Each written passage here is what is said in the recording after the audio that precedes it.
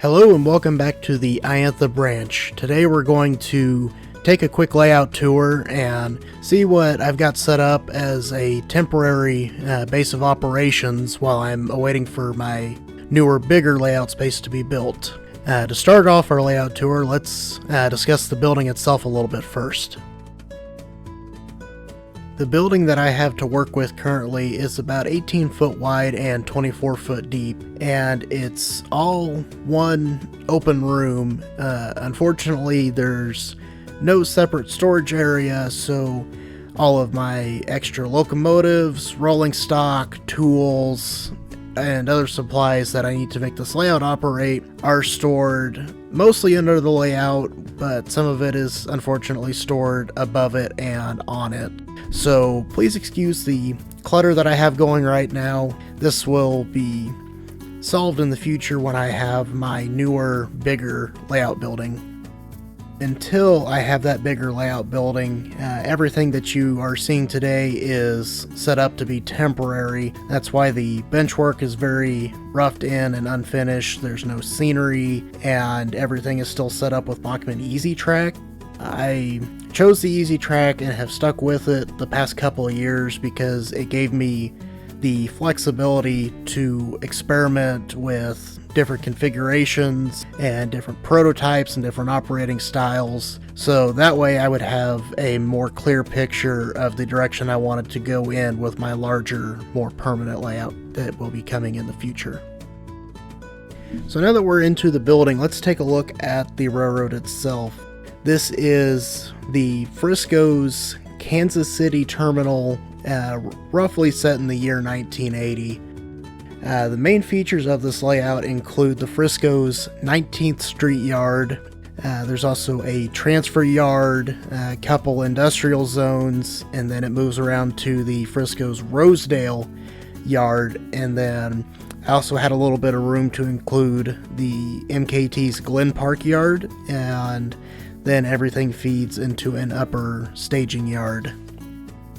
So this layout that I currently have, it looks very crowded on paper, and trust me, it's very crowded to operate, but everything does have a purpose out here. And my idea with this current setup was to test out some of the operating features of a more industrial, big terminal zone such as this here in Kansas City that the Frisco operated. The main idea was to set this up and operate it for a few months and make sure that it was something that I was going to enjoy before I devoted a large section of my future layout to having a major terminal like this on there. So starting at the 19th Street yard, this is the northwest corner of the Frisco system. The purpose of this yard was for incoming trains to be broken down and reclassified to send cars to the local industries that the Frisco served, as well as all the connecting roads that the Frisco interchanged with in Kansas City. In addition to the main classification yard, there was also a small locomotive facility that allowed the railroad to do minor maintenance, mostly refueling and sanding, to get the locomotives ready to go back out on the road with their outbound trains. Nearby the locomotive facility, there would have also been a caboose track. The way the real thing operated is that the crews would pick up their power and their caboose at 19th Street and run light over to Rosedale and tack their caboose and power onto their outbound train at Rosedale and depart from there.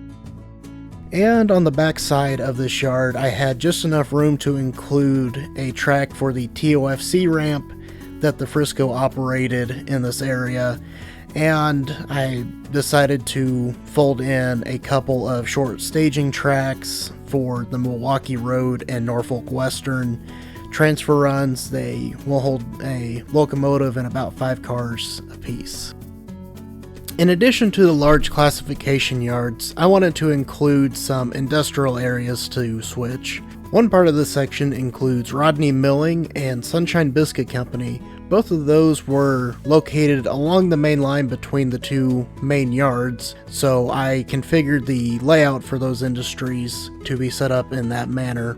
I also wanted to include a little bit of the section that the Frisco called the Hill, and I only had enough room to include the first few industries as you enter that area, but nonetheless it does give a little bit of variety to the operating on this layout.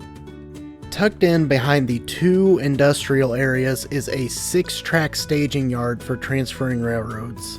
Assembled transfer runs bring traffic into the Rosedale yard to be classified into the outbound trains.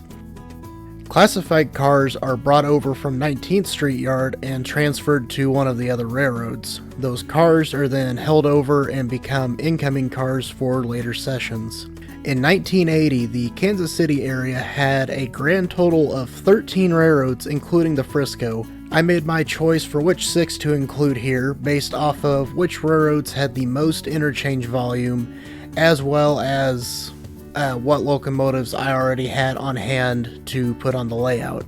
At some point, I plan to make a more detailed video discussing the major interchange partners for the Frisco and Kansas City, but for now we will continue the tour. So moving on around the layout, we now have the aforementioned Rosedale Yard. This is where the Frisco would receive those transfer runs from other railroads, plus any outgoing traffic from local industries. That would all be classified into the yard tracks here and would become the outgoing trains leaving Kansas City. In addition to the Frisco's Rosedale Yard, I also had just enough space to make a condensed version of the MKT's Glen Park Yard.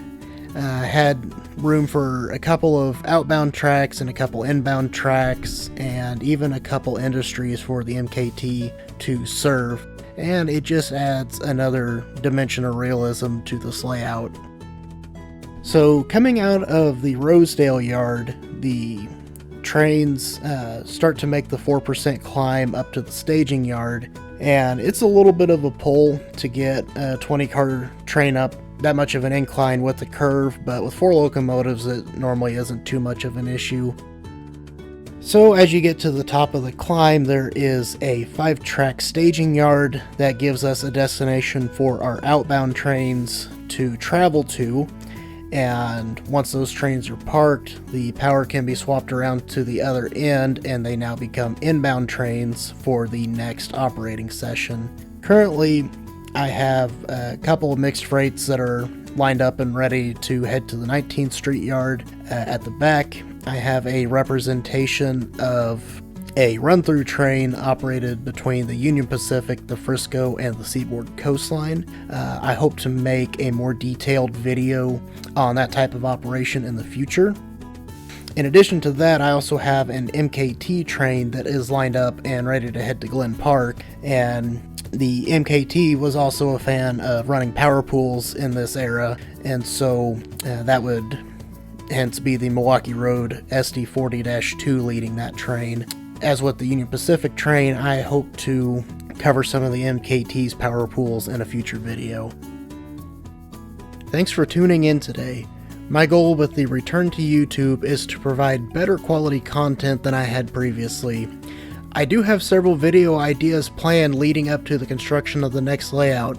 If you liked today's video and would like to see more content in the future, be sure to leave a like on the video and subscribe if you haven't already. It will help my channel out tremendously. Until next time, this is the Iantha Branch.